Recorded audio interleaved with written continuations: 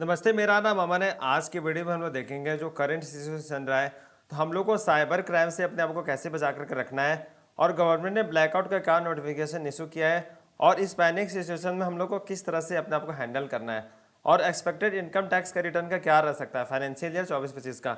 Video start करने से पहले जो इंडियन आर्मी ने ऑपरेशन सिंदूर किया था, उसके लिए हम दिल से सैल्यूट करना चाहते हैं। तो हमारे जो सर अजीत डोभाल सर हैं, उन्होंने एक एडवाइजरी इशू किया, उसमें बताया गया कि पाकिस्तान आजकल क्या चाह रहा है कि पूरे भारत में साइबर अटैक की तैयारी कर रहा है। तो हम लोगों को साइबर अटैक से अपने आप को बचा करके रखना है। तो हम लोग साइबर अटैक या डिजिटल अरेस्ट से कैसे बच सकते हैं, उसके लिए एक आरबीआई ने एक वीडियो रिलीज़ किया है। तो वो वीडियो हम आप लोगों को दिखाते हैं, आप इस वीडियो को ध्यान से देखिएगा। हेलो राजू सिंह,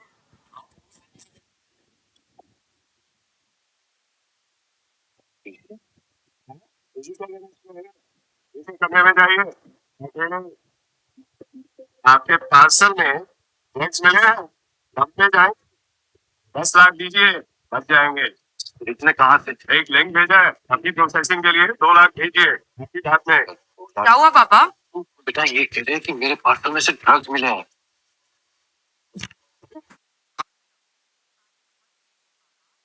जैसा कुछ नहीं होता है, ये सब फ्रॉड है। फ्रॉड? पुलिस, बैंक, आरबीआई इत्यादि के नाम से आने वाले साइबर अपराधियों के फोन या वीडियो कॉल से सावधान रहें। उन्हें कोई पैसे ना भेजें और तुरंत पुलिस में रिपोर्ट करें।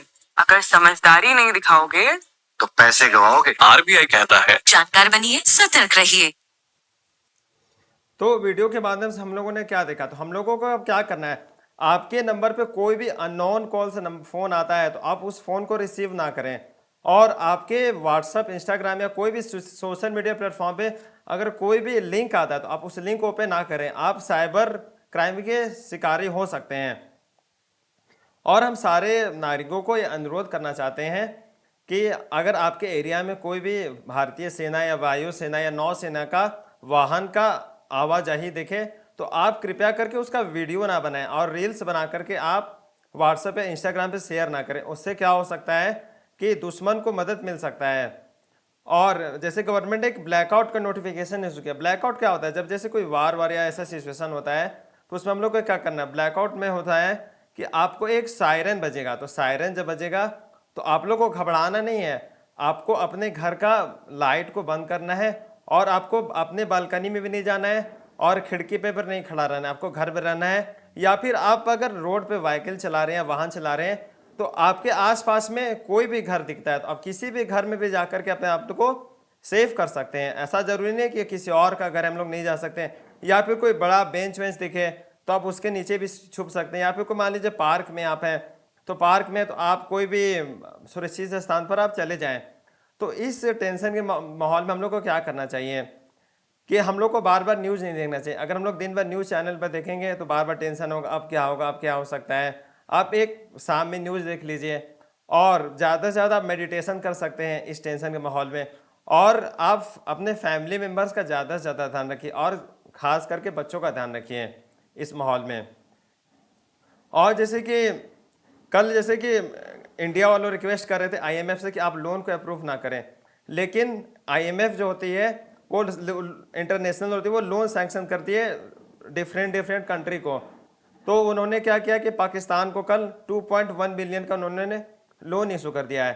तो लोन इशू कर दिया, उससे क्या होगा कि पाकिस्तान वाले क्या करेंगे कि उस लोन को गलत इस्तेमाल करेंगे, और जैसे दूसरे दूसरे देश से वेपन खरीदेंगे। तब ये देखिए वार कब तक खत्म हो सकता है, इसके बारे में तब कोई बता नहीं सकता है। देखिए महाभारत में भी क्या हुआ था, महाभारत में भी श्री कृष्ण ने बोला था कि यह धर्म युद्ध है। तो ये जो भी लड़ाई चल रहा है ये एक तरह से धर्म युद्ध है। अर्जुन क्या था कि वो लड़ाई करना नहीं चाहता था, लेकिन क्या है कि धर्म युद्ध है, देखिए कोई दिक्कत नहीं है। और जैसे कि हम लोग देखेंगे कि एक्सपेक्टेड इनकम टैक्स और जीएसटी का रिटर्न का क्या असर रह सकता है। इनकम टैक्स रिटर्न अभी तक फॉर्म आया नहीं है। लास्ट ईयर 8 अप्रैल को आ गया था, लेकिन अभी तक 1 महीना तक आया नहीं है। ये कब तक आएगा इसके बारे में हम लोग को कुछ बता नहीं सकते। जब भी इनकम टैक्स रिटर्न भरने का फॉर्म आएगा तो हम आप लोग को अपडेट कर देंगे। और जो जीएसटी का रिटर्न है वो और भी डेट एक्सटेंशन हो सकता है, तो इसलिए आप अभी आप कंप्लायंस ये सब को लेकर के परेशान हो, आप ज़्यादा से ज़्यादा अपने फैमिली मेम्बर्स जान दो, क्योंकि देखिए देश से बढ़कर ये सब इनकम टैक्स रिटर्न और जीएसटी रिटर्न नहीं होता है। हम आजकल देख रहे हैं लोग पैनिक करें हमारा रिटर्न नहीं भरा है, क्योंकि आजकल देखिए साइट स्लो चल रहा है। तो गवर्नमेंट चाह रही है कि ऐसा कुछ पैनिक अटैक ना है या फिर साइबर क्राइम में ना हो सकता है, क्योंकि इनकम टैक्स में क्या होता है पूरे भारत का डाटा रहता है। तो इसलिए गवर्नमेंट इस तरह का एक्शन इस सिचुएशन में लेती है। कभी भी कुछ भी नोटिफिकेशन आता है तो हम आप लोग को बताएंगे। और भी जैसे कि बहुत सारा फेक न्यूज़ आ रहा है व्हाट्सएप पे, इंस्टाग्राम पे, न्यूज़ चैनल पे, तो आप उस फेक न्यूज़ से बच करिए।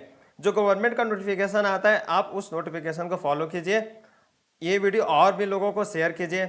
और भी जैसे गवर्नमेंट का कोई भी नोटिफिकेशन आता है तो हम आप लोग को ज़रूर से ज़रूर वीडियो देने का प्रयास करेंगे। और धन्यवाद। जय हिंद।